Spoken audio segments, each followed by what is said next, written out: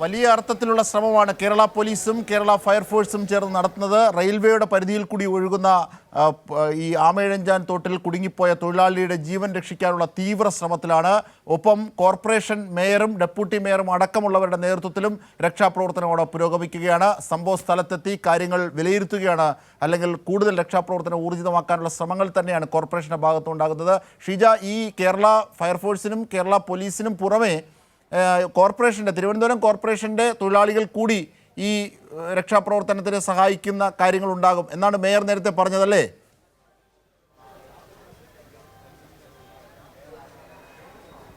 തീർച്ചയായും ഇപ്പോൾ നിലവിൽ രക്ഷാപ്രവർത്തനം നടത്തുന്നത് ഫയർഫോഴ്സും അതോടൊപ്പം തന്നെ കേരള പോലീസിൻ്റെ നേതൃത്വത്തിലാണ്. അതിന് രക്ഷാപ്രവർത്തനത്തിന് സഹായമായി തിരുവനന്തപുരം നഗരസഭയുടെ കൂടി ജീവനക്കാർ ഇതിലേക്ക് ഇറങ്ങും എന്ന് തന്നെയാണ് നിലവിലിപ്പോൾ തിരുവനന്തപുരം നഗരസഭ മേയർ ആര്യ രാജേന്ദ്രൻ അറിയിച്ചിട്ടുള്ളത്. അതിനൊപ്പം തന്നെ ഇവർ ഫയർഫോഴ്സ് ഉദ്യോഗസ്ഥർ ആവശ്യപ്പെട്ടിരുന്നത് JCB കൂടി ഇവിടേക്ക് എത്തിക്കണം, ഈ മാലിന്യങ്ങൾ നീക്കം ചെയ്യുന്നതുമായി ബന്ധപ്പെട്ട് എന്നുള്ളതായിരുന്നു. അതിനുവേണ്ടി ആ രീതിയിലുള്ളൊരു നിർദ്ദേശം കൂടി നൽകി. അപ്പോൾ അടിയന്തരമായി തന്നെ ഇവിടേക്ക് JCB കൂടി എത്തും. അതോടൊപ്പം തന്നെ നഗരസഭയുടെ കൂടുതൽ ജീവനക്കാർ കൂടി പ്രദേശത്തേക്ക് എത്തും എന്നുള്ളതാണ് അറിയിക്കുന്നത്.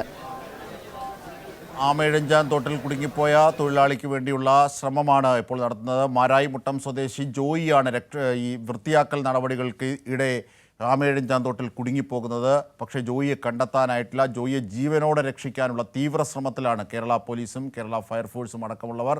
ഇപ്പോൾ തിരുവനന്തപുരം കോർപ്പറേഷൻ്റെ തൊഴിലാളികൾ കൂടി രക്ഷാപ്രവർത്തനത്തിന് ഭാഗഭാക്കാകും. എന്തായാലും തീവ്രമായ ശ്രമം തന്നെയാണ് അവിടെ നടക്കുന്നത്. റെയിൽവേയുടെ പരിധിയിലൂടെ ഒഴുകുന്ന തിരുവനന്തപുരത്തെ തമ്പാനൂർ റെയിൽവേ സ്റ്റേഷൻ്റെ റെയിൽവേയുടെ പരിധിയിലൂടെ ഒഴുകുന്ന ഈ ആമയിഴഞ്ചാൻ തോട്ടിലാണ് ജോയി കുടുങ്ങിയ സാഹചര്യമുണ്ടായത്. 7 മീറ്ററോളം ആഴത്തിൽ ഊളിയിട്ടെങ്കിലും ജോയിയെ കണ്ടെത്താനായില്ല. തുടർന്ന് അപ്പുറത്തേക്ക് പോവുകയാണ്. ഷീജ, ഈ ആദ്യം ഈ രക്ഷാപ്രവർത്തനത്തിന് നേതൃത്വം നൽകിയ കേരള ഫയർഫോഴ്സിൻ്റെ ഉദ്യോഗസ്ഥർ നമ്മളോട് പറഞ്ഞിരുന്നത് 7 മീറ്ററോളം കനമുള്ള 3 മീറ്ററോളം കനമുള്ള മാലിന്യമാണുള്ളത്. ആദ്യം ആ മാലിന്യം നീക്കം ചെയ്തു. അതിനുശേഷം അടിയിലൂടെ 7 മീറ്ററോളം ഊളിയിട്ടു. അവിടെ എങ്ങും ജോയിയെ കണ്ടെത്താനായില്ല. ഇനി അപ്പുറത്തെ ഭാഗത്തേക്കാണ് രക്ഷാപ്രവർത്തനം വ്യാപിപ്പിക്കുന്നതെന്നായിരുന്നു നേരത്തെ പറഞ്ഞിരുന്നത്. ഇപ്പോൾ അങ്ങനെയാണോ നടക്കുന്നത് അവിടെ?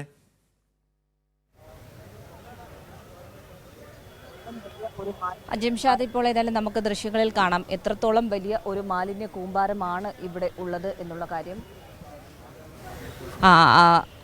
മാലിന്യ കൂമ്പാരത്തിൻ്റെ എത്രത്തോളം വലിയൊരു മാലിന്യ കൂമ്പാരമാണ് ഇവിടെ ഉള്ളത് എന്നുള്ള കാര്യം അറിയാം. അപ്പോൾ ആ മാലിന്യ കൂമ്പാരം പൂർണ്ണമായും നീക്കം ചെയ്യുന്ന പ്രവൃത്തി എന്നുള്ളത് ഏറെ പ്രയാസകരമായ ഒരു ദൗത്യം തന്നെയാണ്. അതാണ് നിലവിലിപ്പോൾ ഫയർഫോഴ്സ് ഉദ്യോഗസ്ഥരുടെ ഭാഗത്ത് നിന്നും ചെയ്തു പോകുന്നത്. ഇപ്പോൾ അവർ തിരികെ എത്തിയിട്ടുണ്ട്.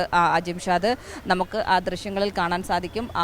ഇവിടെ ഈ മാലിന്യത്തിൽ നേരത്തെ നിന്ന് ഈ തെരച്ചിൽ ഊർജിതമാക്കി നടത്തിക്കൊണ്ടിരുന്ന ഉദ്യോഗസ്ഥർ, ഫയർഫോഴ്സിൻ്റെ ഉദ്യോഗസ്ഥർ ഇപ്പോൾ ഇതിനെ നേരെ അപ്പുറം ഭാഗത്ത് എത്തി പരിശോധന നടത്തിയിട്ട് ഇവിടെ തിരികെ എത്തിയിട്ടുണ്ട്. ഇപ്പോൾ അവർ വീണ്ടും ഈ ആമയിഴഞ്ചാൻ തോടിലേക്ക് ഇറങ്ങും എന്നുള്ളതാണ് നമുക്ക് മനസ്സിലാക്കാൻ സാധിക്കുന്നത്. ഏതായാലും ഫയർഫോഴ്സിൻ്റെ കൂടുതൽ പേർ ഇവിടേക്ക് എത്തിച്ചേരുന്നുണ്ട്. അതിന് പുറമെ ഇനിയിപ്പോൾ JCBയും നഗരസഭയുടെ ഉദ്യോഗസ്ഥർ കൂടി എത്തുന്നതായിരിക്കും.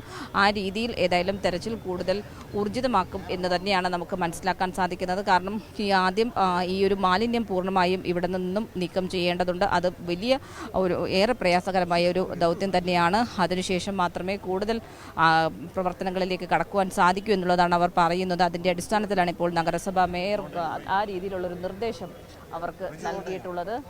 ഏതായാലും ഇതുമായി ബന്ധപ്പെട്ടുകൊണ്ട് ഫയർഫോഴ്സിൻ്റെ ഏത് രീതിയിലാണ് ഫയർഫോഴ്സിൻ്റെ പ്രവർത്തനം എന്നത് സംബന്ധിച്ച് ഉള്ള കാര്യങ്ങൾ നേരത്തെ തന്നെ ഫയർഫോഴ്സിൻ്റെ ഉദ്യോഗസ്ഥരും വ്യക്തമാക്കിയിരുന്നു.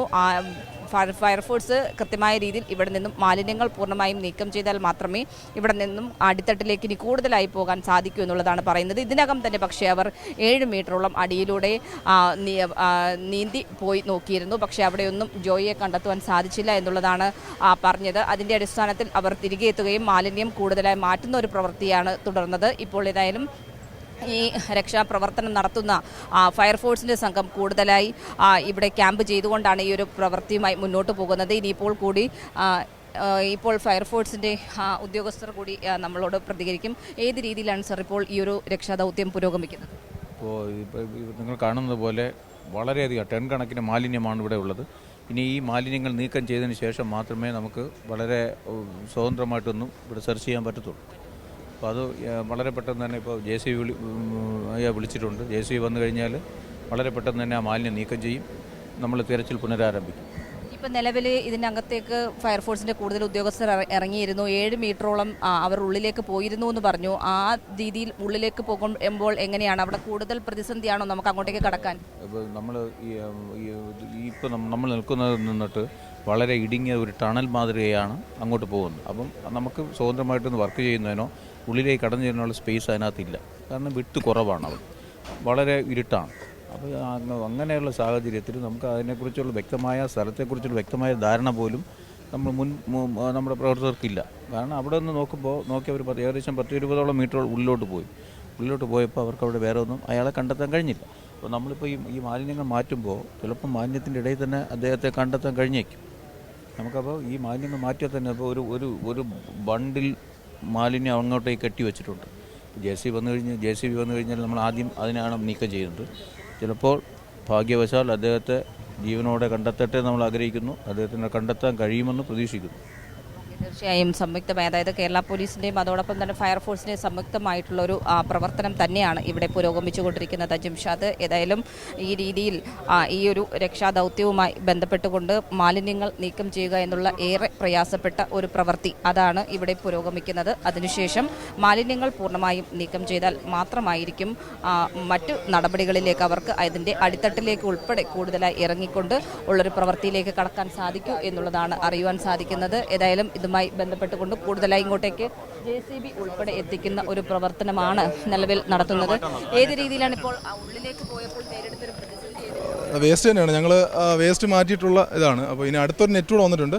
ആ നെറ്റ് കൂടെ ചെയ്തിട്ട് ഈ ഇരിക്കുന്ന ഇപ്പം ആദ്യം കുറച്ച് മാറ്റി വെച്ചിട്ടുണ്ട്. വളരെ ബുദ്ധിമുട്ടാണ്.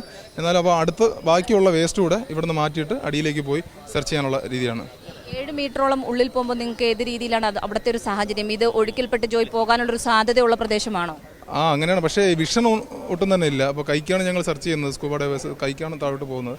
അപ്പോൾ നമുക്ക് ഒന്നും പ്രഡിക്റ്റ് ചെയ്യാൻ പറ്റുന്നില്ല എങ്ങനെയാണിത് പോകുന്നത്. കാരണം അഴുക്കുചാല് പോലത്തെ ഒരു തോടാണ്. അപ്പോൾ ഒന്നും പറയാറായിട്ടില്ല. അപ്പോൾ സെർച്ചിങ് തുടരുക തന്നെ ചെയ്യുന്നുണ്ട്. തീർച്ചയായും അവരുടെ പരിശോധന, അവരുടെ തെരച്ചിൽ ഊർജിതമാക്കി മുന്നോട്ട് പോവുകയാണ്. ആദ്യഘട്ടത്തിൽ ഒരു റോപ്പ് ഉപയോഗിച്ചുകൊണ്ടുള്ള ഒരു വല എത്തിച്ചിരുന്നു. ആ വല ഉപയോഗിച്ചുകൊണ്ട് അവർ ഒരു ഭാഗത്ത് നിന്നുള്ള മാലിന്യം നീക്കം ചെയ്തിരുന്നു. ഇനിയിപ്പോൾ അടുത്ത റോപ്പ് കൂടി എത്തിച്ചുകൊണ്ട് മാലിന്യം കൂടുതലായി ഇവിടെ നിന്നും നീക്കം ചെയ്താൽ മാത്രമേ അവരുടെ അടുത്ത ഘട്ട രക്ഷാപ്രവർത്തനത്തിലേക്ക് കടക്കാൻ സാധിക്കൂ എന്നുള്ള കാര്യമാണ് ഇപ്പോൾ ഈ രക്ഷാ ദൗത്യത്തിൽ ഏർപ്പെട്ടിരുന്ന ഉദ്യോഗസ്ഥൻ തന്നെ, ഫയർഫോഴ്സിൻ്റെ ഉദ്യോഗസ്ഥൻ തന്നെ വ്യക്തമാക്കുന്നത്. ഏതായാലും ആ രീതിയിൽ ഉള്ളൊരു ദൗത്യമാണ് ഇവിടെ പുരോഗമിച്ചുകൊണ്ടിരിക്കുന്നത്.